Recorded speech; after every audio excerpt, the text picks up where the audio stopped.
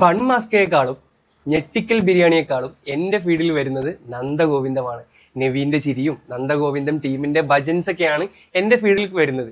കാരണം അതിന് റീസൺ വേറെ ഒന്നുമല്ല, ഞാൻ ഏറ്റവും കൂടുതൽ കാണുന്നത് അല്ലെങ്കിൽ അത്തരം വീഡിയോസ് എൻ്റെ വാളിലേക്ക് വരുമ്പോൾ ഞാനത് മുഴുവൻ കാണുന്നുണ്ട്, ഞാനതിന് ലൈക്ക് ചെയ്യുന്നുണ്ട്, എൻ്റെ ഫ്രണ്ട്സിലേക്ക് ഷെയർ ചെയ്യുന്നുണ്ട്. അതുകൊണ്ട് സ്വാഭാവികമായിട്ടും എൻ്റെ അൽഗോരിതം അങ്ങനെ അലൈൻഡ് ആണ്. പക്ഷേ I am happy about that. And അതിൽ മറ്റൊരു കാര്യം എന്താണെന്ന് വെച്ച് കഴിഞ്ഞാൽ, ജെൻസി എന്ന് പറയുന്ന ഒരു കാറ്റഗറി ഓഫ് ആളുകൾ ഈ പാട്ടിനെ ഭയങ്കരമായിട്ട് ആരാധിക്കുന്നു എന്നുള്ളതാണ്. ഇപ്പോൾ ഒരു ടേം തന്നെ വന്നിരിക്കുകയാണ്, ജെൻസി എന്നുള്ള ടേമും ഭജൻ എന്നുള്ള ടേമും കൂട്ടിയിട്ട് ഭജൻസി എന്നുള്ളൊരു ടേമും ട്രെൻഡിങ് ആണ്.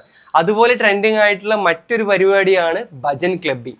അപ്പോൾ ഈ ഭജൻ ക്ലബിങ്, ജെൻസി, ഇതൊക്കെ എങ്ങനെയാണ് അലൈൻഡ് ആവുന്നത് എന്ന് നമ്മൾ നോക്കുമ്പോൾ അതിൻ്റെ റീസൺ ആയിട്ട് നമുക്ക് ഏറ്റവും കൂടുതൽ ചർച്ച ചെയ്യപ്പെടുന്നത് ഇന്നർ പീസാണ്. അതായത് ജെൻസിക്ക് എപ്പോഴും പ്രയോറിറ്റി എന്ന് പറയുന്നത് അവരുടെ ഇന്നർ പീസും അവരുടെ ഹാപ്പിനെസ്സുമാണ്. അപ്പോൾ അവർക്ക് ആക്ച്വലി ഇത്തരം ഭജൻ ക്ലബിങ്ങിലൂടെ ആ പീസ് കിട്ടുന്നുണ്ട് എന്നുള്ളതാണ് സോഷ്യൽ മീഡിയയിലും അതുപോലെ കോൺവേഴ്സേഷൻസിലൊക്കെ ആൾക്കാർ ചർച്ച ചെയ്യുന്നത്. ഇനി ഇതിൽ എനിക്ക് തോന്നിയിട്ടുള്ള മറ്റൊരു കാര്യം എന്താണെന്ന് വെച്ച് കഴിഞ്ഞാൽ, ആക്ച്വലി ഈ ഭജൻസ് കേൾക്കുന്നതിൽ അല്ലെങ്കിൽ ഭജൻ ക്ലബ് ചെയ്യുന്നതിലൂടെ നമുക്കൊരു ഡോപ്പമിൻ റിലീസ് കിട്ടുന്നുണ്ട്. അപ്പോൾ ആക്ച്വലി ജെൻസിക്ക് ഡോപ്പമിൻ റിലീസ് കിട്ടുന്നു, അതിലൂടെ ഒരു ഹൈ കിട്ടുന്നു. But actually without cost of health, നമുക്ക് ഏതെങ്കിലും രീതിയിൽ ഹെൽത്തിനെ അഫക്റ്റ് ചെയ്യാതെ അല്ലെങ്കിൽ ഏതെങ്കിലും സബ്സ്റ്റൻസ് ഉപയോഗിക്കാതെ ഹൈ ആവാൻ പറ്റുന്നു എന്ന് പറയുന്നതും ഒരു നല്ല കാര്യമാണ്. അപ്പോൾ അതുകൊണ്ടും ജെൻസി ഈ ക്ലബിങ്ങിനെ അല്ലെങ്കിൽ ഭജൻ ക്ലബിങ്ങിനെ പ്രൊമോട്ട് ചെയ്യുന്നുണ്ട്. ഇനി മറ്റൊരു കാര്യം എനിക്ക് തോന്നിയത്, ശരിക്കും ഭജൻ ക്ലബിങ്ങിന് ഒരു എസ്തെറ്റിക്സ് ഉണ്ട്. And Gen Z is very fond of aesthetics. അപ്പോൾ ഒരു എസ്തെറ്റിക് സ്പിരിച്വാലിറ്റി അല്ലെങ്കിൽ ഒരു ഇൻസ്റ്റാഗ്രാമബിൾ സ്പിരിച്വാലിറ്റി ഉള്ള ഒരു ഇവൻറ്റും കൂടെയാണ് ഈ ക്ലബിങ് എന്ന് പറയുന്നത്.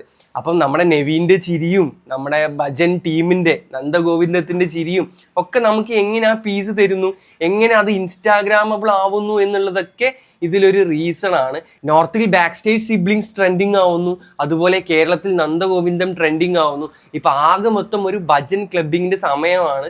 അതിലൂടെ ഒരുപാട് ബിസിനസ് ഓപ്പർച്യൂണിറ്റീസും ഓപ്പൺ ആവുന്നുണ്ട്.